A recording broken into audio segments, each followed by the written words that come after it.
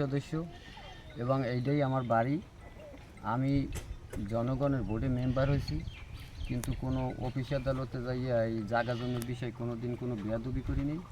কিন্তু আমরা এই জমি আমার দলিলও আছে এবং লিজ মূল্যও আমরা খাইতাম। সেখানে তারা একটা ডিগ্রি করছে, তাও আমরা জানি না।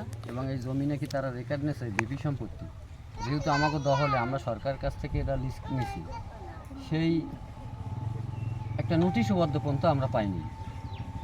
কিন্তু প্রতি বছর যখন এই ডিসি এর কাটাইছি, তার আগে থেকে আমরা ঘর উড়ানোর সময় আমরা মামলা দিছে, মামলা দিতে প্রায় 7-8টা মামলা দিছে প্রতি বছর। এবারও একটা মামলা দিছে, মামলা দিয়ে আমার হয়রানি করতেছে এবং আমার হুমকি দুমকিও দিতে আছে।